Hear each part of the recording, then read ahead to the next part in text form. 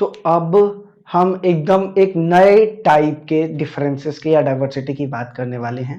ये चैप्टर हमारा पूरा का पूरा, जैसा कि आपको ऊपर टैग में दिख रहा है, gender, religion and caste, 3 division का है। तो जेंडर डिवीजन के बारे में हमने पढ़ लिया। अब रिलीजियस डिवीजन की बात कर रहे हैं। तो रिलीजियस डिवीजन की बात करें तो इसमें क्या आएगा? तो ये एक वैसा कॉन्सेप्चुअल टॉपिक है जहां पर हम बोल सकते हैं कि ये टॉपिक, ये जेंडर की तरह पूरे ग्लोब में हर जगह तो नहीं पाया जाता, लेकिन फिर भी ये जो हमारा रिलीजियस डिवीजन है या फिर रिलीजन जो है, रिलीजन, ये लगभग बाकी के पार्ट में भी पाया जाता है। अच्छे खासे शहरों में इसका डिवीजन हमको देखने को मिला है। अगर हम रिलीजियस डिवीजन की बात करना शुरू कर दे तो इंडिया के साथ साथ ऐसे बहुत सारे देश हैं जहां पर हमको ऐसा ये देखने को मिलता है। हमने देखा है कि हर देश लगभग लगभग एक डिफरेंट काइंड ऑफ कॉम्पोजिशन से बना होता है। हर देश की पॉपुलेशन अलग अलग होती है। तो जितनी ज्यादा पॉपुलेशन होगी, जैसी पॉपुलेशन होगी, उसी हिसाब से क्या होंगे, हमारे सामने हमारे जो लोग होंगे वो रहेंगे। और पॉपुलेशन अलग अलग रिलीजन को फॉलो करेगी, ये बात तो एकदम ऑब्वियस है, सबको पता है कि पॉपुलेशन अलग अलग रिलीजन को फॉलो करेगी। जितने अलग अलग डाइवर्स लोग होंगे उतने अलग अलग रिलीजन प्रैक्टिस होगी। तो जेंडर डिवीजन की तरह ये अलग नहीं है। जेंडर डिवीजन से ये थोड़ा सा अलग हो जाता है। किन किन केस के रिगार्डिंग? तो ये वही देखते हैं कि ये जेंडर डिवीजन से अलग हो जाता है किन किन केसेस के रिगार्डिंग। तो सबसे पहली बात तो ये होगी कि it is also wide spread globally. Globally मतलब ये भी पूरी दुनिया में फैला हुआ है, बहुत ही भयंकर तरीके से फैला हुआ है। और इसको हम क्या देख सकते हैं? It can be seen in the form of different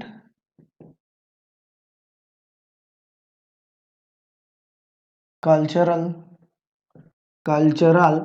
practices performed by regional peoples।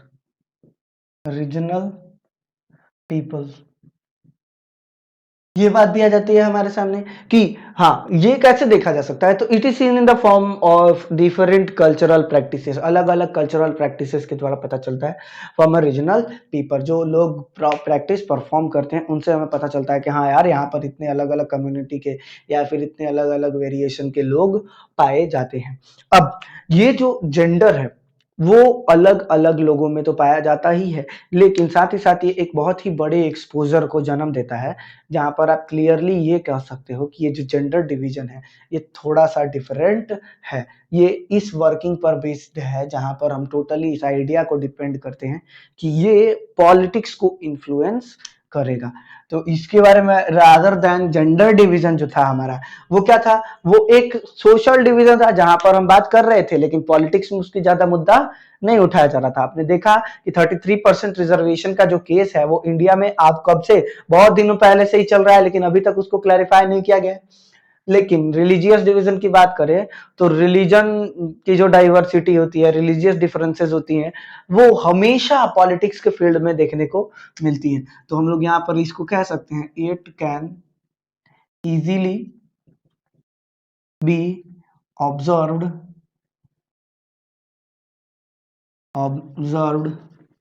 in the form in the field of politics।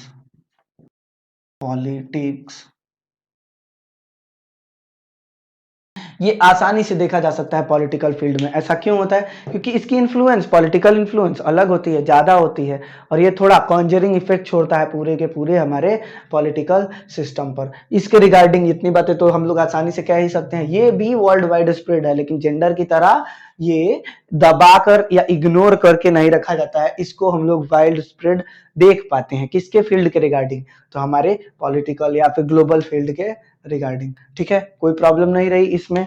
अब जब हम आते हैं आगे तो हमें पता चलता है कि यह जो फील्ड डिवीजन था या अलग अलग डिवीजन था, इसमें हम लोगों ने जो रादर देन बातें की हैं या थॉट्स रखे हैं वो सब के सब एक दूसरे से डिफरेंशिएट करते हुए आते हैं। उधर नहीं जाएंगे हम, वो टॉपिक अगला है, उसको हम नेक्स्ट पॉइंट में चलेंगे।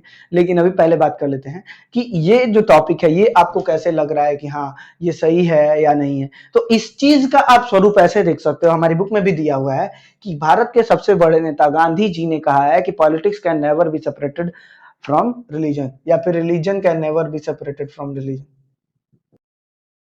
Religion can never be separated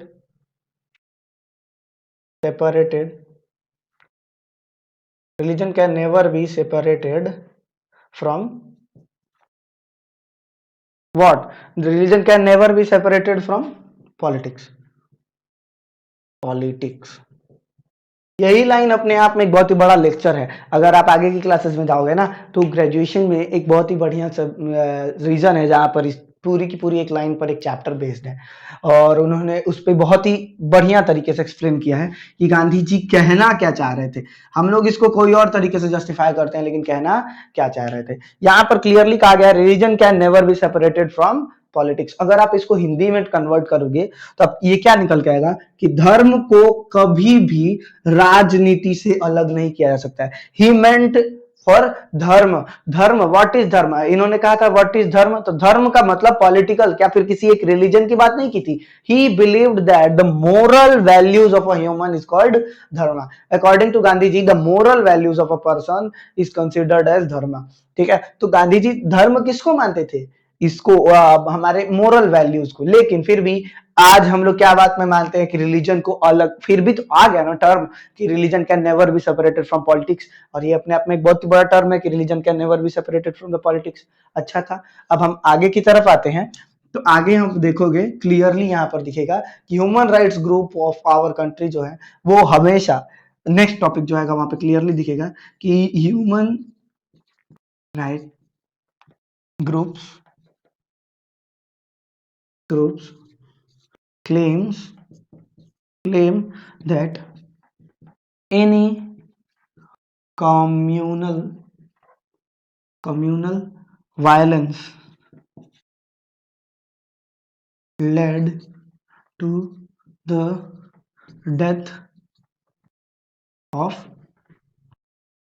a large number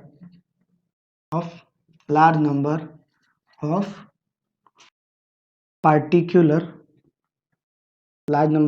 particular minority। ये बात भी कही जाती है कि हमारे देश में religious minority, particular religious minority, जब भी कोई दंगा फसाद होता है तो कोई एक माइनॉरिटी के लोग ही सबसे ज्यादा मरते हैं। और ये अपने आप में एक्सप्रेस करने के लिए काफी है कि कितना ज्यादा हमारे पॉलिटिक्स में रिलीजन घुसा हुआ है, कि लोग समझ सकते हो कि लोग यहाँ पर ये तक कहने को तैयार हैं कि हाँ हमारे देश में इतनी वायलेंस है जो लोगों को भड़का सकती है या छोटा बना सकती है। तो इतने में कोई प्रॉब्लम नहीं रही। अब आते हैं नेक्स्ट टर्म जो हमारा बुक में दिया है, वो बहुत ही क्लियरली लिखा हुआ है कि विमेन्स मूवमेंट ने हमेशा से विमेन्स मूवमेंट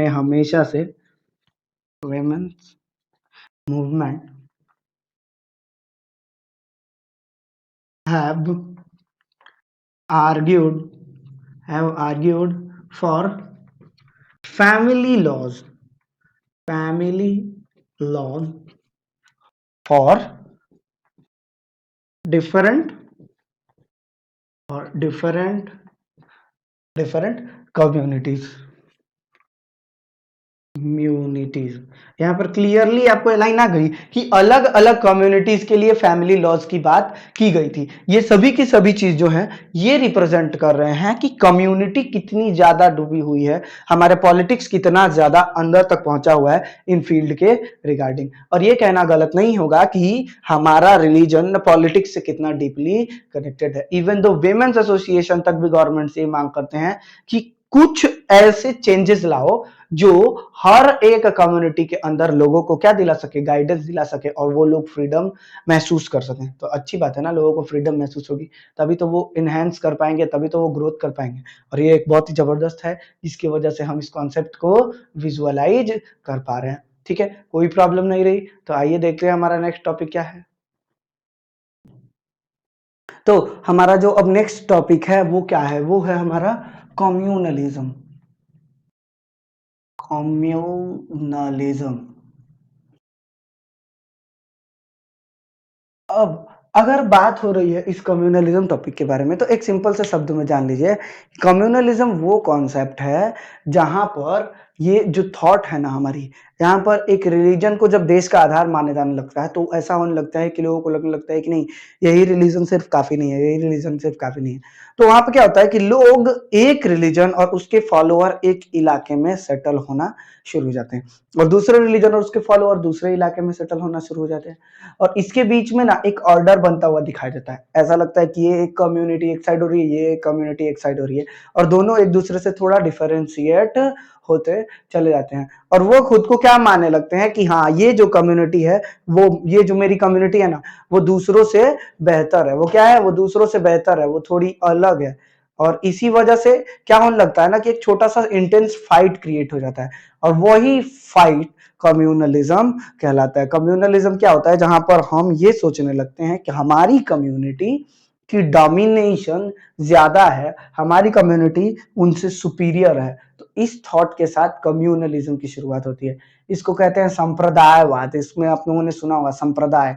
क्या होता है कम्युनलिज्म? कम्युनिटी से निकला है ये शब्द, जिसका नाम है कम्युनलिज्म। ठीक है, इससे एक वर्ड भी निकलता है कम्युनल पॉलिटिक्स, जो बहुत इंपॉर्टेंट है, बहुत ही बड़ा एक अलग ही टर्म है, जिसको डील करने में बहुत टाइम लगता है, लेकिन उधर नहीं आते हैं। इसके बारे में डील करते हैं कि what is communalism.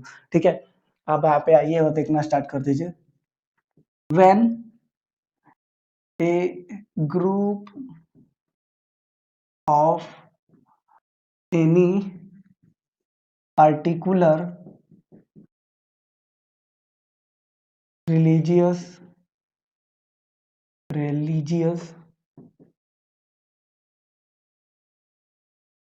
followers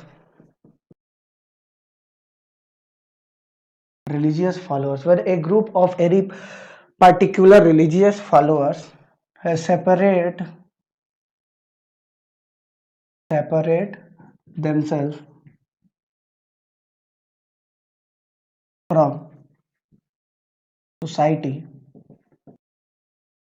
and began to think that their ideas and practices are more superior than others, then this event slash practice is called communalism। ठीक है, अब ये तो एक डेफिनेशन मैंने लिख दी, बहुत बड़ी लग रही होगी, हाँ लगनी भी चाहिए, लेकिन इसको थोड़ा डील कर लेते हैं। क्या होता है जब एक group of any particular religion, यानी किसी एक रिलीजन के पार्टिकुलर लोग, वो क्या हो जाए, रिलीजियस फॉलोअर्स जो हैं, वो खुद को सोसाइटी से अलग कर लें, सेपरेट देमसेल्फ फ्रॉम सोसाइटी, अलग कर लें, और ये सोचना शुरू कर दें कि उनका आइडियाज और उनकी प्रैक्टिसेस, ज्यादा सुपीरियर है। किन से? दूसरे ग्रुप ऑफ रिलीजन से ज्यादा सुपीरियर है, ज्यादा ऊंचा है, ज्यादा बढ़िया है। तब वो लोग क्या बन जाते, तब वो लोग या वो परंपरा क्या बन जाती है? कम्युनलिज्म। ऐसा कॉमन तौर पर हमारे सोसाइटी में देखने को मिलता है। ऐसा लगने लगता है कि हाँ, हमारा जो ग्रुप है वो अलग है, हमारे ग्रुप के थॉट्स अलग हैं, और इसी आइडियोलॉजी के चक्कर में हमारे ग्रुप में झगड़ा होना शुरू हो जाता है। और वही झगड़ा धीरे धीरे किसको जनरेट कर देता है? कम्युनलिज्म को जनरेट कर देता है। और वो यहाँ तक ला देता है कि एक जो इवेंट है इतना बड़ा, वो खुद को कन्वर्ट कर लेता है। और समझ रहे हो, जब इतना बड़ा चेंजेस आना, बहुत धीरे धीरे बड़ी बात हो जाती है। ठीक है, कोई प्रॉब्लम रही यहाँ तक कम्युनलिज्म में? अब ये कम्युनलिज्म जो है ना, वो पॉलिटिक्स को बहुत ही भयंकर तरीके से परफॉर्म करता है। अभी हमने जो पिछला पॉइंट पढ़ा था कि religion and politics are two different subjects but they attach और इन्फ्लुएंस ईच अदर, तो उनके बीच में इन्फ्लुएंस दिलाने का सबसे प्राइम कड़ी किसको माना जाता है? इसी को माना जाता है। जब ये जो सोचा जाने लगता है कि demand of one religious community is more superior than other, इसको तो उसको हम क्या कहने लगते हैं? कम्युनलिज्म कहते हैं। कॉमन टर्म में कम्युनलिज्म के लिए परिभाषा चुने तो क्या होगा? तो ये बोल सकते हैं कि जब demand of one religious community is considered superior than those of others is called, तो क्या कहते हैं उसको? हम कम्युनलिज्म कह सकते हैं। कोई प्रॉब्लम नहीं रही कम्युनलिज्म में। अब एक दो टर्म और है कम्युनलिज्म के बारे में, हम आइए देखते हैं।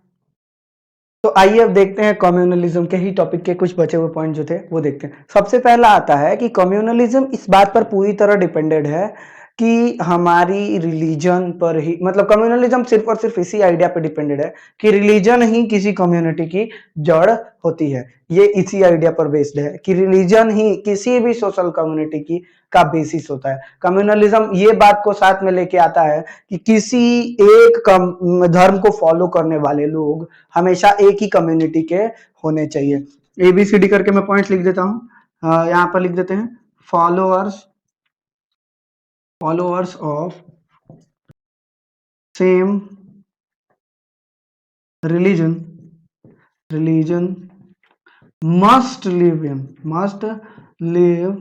in same community।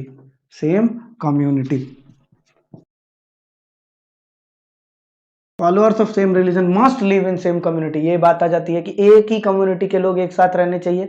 दूसरा, उन लोगों का जो फंडामेंटल आइडिया है ना, जो जीने का जो डिमांड है, जो फंडामेंटल प्रैक्टिसेस है, इंटरेस्ट है, वो भी सेम होगा। ये बात भी आ जाती है।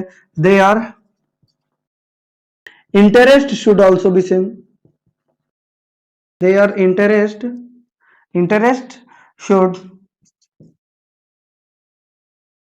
ऑल्सो बी सेम, ये बात भी आ जाती है। साथ ही साथ एक और बहुत ही मस्त बात आती है। इन तीनों पॉइंट्स पे हम बहुत ही विस्तार से चर्चा करेंगे। ABC जो मैं 3 लिख रहा हूं, इन पे भी तीनों पे बहुत ही विस्तार से चर्चा करेंगे कि डिफरेंट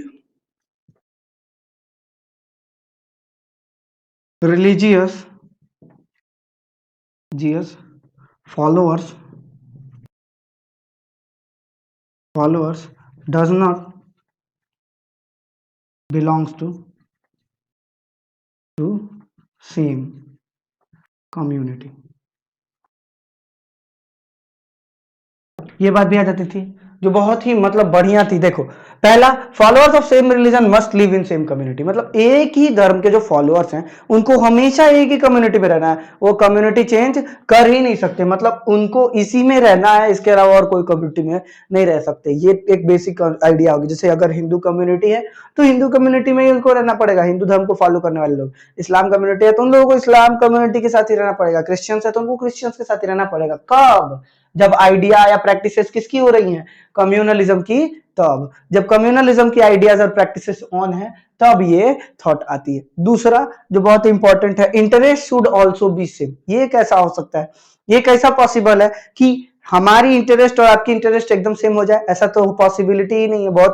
बहुत ही मुश्किल से ये पॉसिबिलिटी देखने को मिलती है। क्यों? क्योंकि फॉर एग्जाम्पल मे बी अगर हिंदुइज्म को फॉलो करने वाला एक अमीर व्यक्ति और एक गरीब व्यक्ति है तो उन दोनों के विजुअलाइजेशन, उन दोनों के आइडियाज अलग अलग होंगे ना। अमीर व्यक्ति की इंटरेस्ट क्या होगी? वो और पैसा कमाना चाहेगा। गरीब व्यक्ति की इंटरेस्ट क्या होगी? वो सर्वाइवल रेटिंग्स पे जीना चाहेगा और वो सर्वाइव करने की कोशिश करेगा। तो क्या एक कम्युनिटी से बिलोंग करने वाले, एक रिलीजन से बिलोंग करने वाले, एक आइडियोलॉजी से बिलोंग करने वाले लोगों का इंटरेस्ट सेम हो सकता है? नहीं। लेकिन कम्युनलिज्म इस बात को मानता है कि उनकी इंटरेस्ट सेम होनी चाहिए और ये इंटरेस्ट होनी चाहिए कि हमारा जो रिलीजन है ना, हमारी जो रिलीजियस थॉट है ये बढ़नी चाहिए, इसको प्रमोट करो, ये हमारा बेसिक आइडिया होना चाहिए। ये बहुत भयंकर होगी। अब इतने बड़े चैलेंज से कोई पीछे हट सकता है तो हटने की कोशिश भी नहीं होनी चाहिए। यहाँ पर आ सकता है different religious followers does not belong to same community.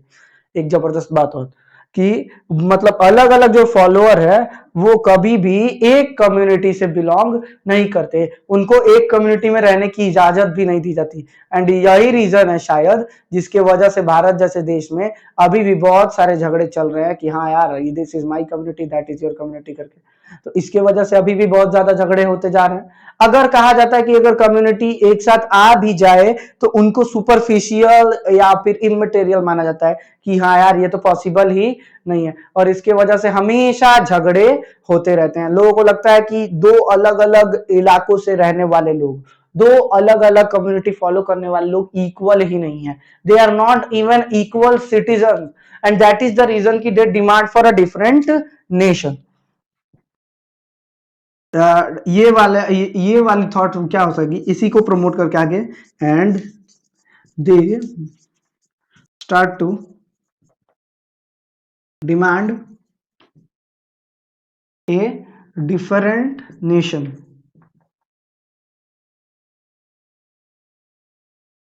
अब ये जो आइडिया है ना, ये बहुत प्रोग्रेसिव रहा है कि इन लोगों ने अलग देश की डिमांड करनी शुरू कर दी। ये बहुत प्रोग्रेसिव रहा है। क्यों इतना प्रोग्रेसिव रहा है कि पिछले कई साल में हम लोगों ने, इंडिया ने भी देखा है, हम लोगों ने भी देखा है कि हमारे एक कम्युनिटी अलग ही होना चाहती थी, एकदम अलग डिफरेंट रहना ही चाहती थी, मतलब चाहती ही नहीं थी कि एक साथ रहे। तो ये एक अलग थॉट हो गई। दूसरी थॉट क्या आती थी, वहां पे वो लोग ये मानते थे कि इनका जो ओरिएंटेशन है वो अलग अलग होता है, वो दोनों अलग अलग थॉट्स के हैं इसलिए अलग होना चाहते हैं। इसके अलावा हमारे कंट्री में ही नहीं, आयरलैंड वाला केस आपको याद होगा, आयरलैंड में कैथोलिक और प्रोटेस्टेंट दोनों अलग अलग थे, और इसीलिए वो चाहते थे कि दोनों अलग अलग कम्युनिटी बनकर रहना चाहते थे। एक इंग्लैंड ज्वाइन करना चाहता था और एक अपने लिए आयरलैंड अलग कंट्री की डिमांड कर रहा था। तो देख सकते हो वो they start to demand a different nation, ये भी बात आ जाती है और डोमिनेंस शुरू हो जाती है, बहुत झगड़े होते हैं। एक लंबा सा चेन रिएक्शन है जो एक के बाद एक के बाद एक के बाद एक के बाद एक आना शुरू हो जाता है। लेकिन अगर हम बात कर ही रहे हैं इन सभी चीजों की, तो एक बात तो याद रख लो ना कि सभी लोगों की आइडियोलॉजी अलग अलग होती है। इस पूरी की पूरी बिलीफ ही, ये पूरी की पूरी बिलीफ ही अपने आप में फॉल्स है। ये पूरी की पूरी बिलीफ ही फॉल्स है, गलत है यार, हो ही नहीं सकता, ये पॉसिबिलिटी ही नहीं है। क्यों पॉसिबिलिटी नहीं है? क्योंकि एक रिलीजन के लोगों का हमेशा सेम इंटरेस्ट हो ही नहीं सकता।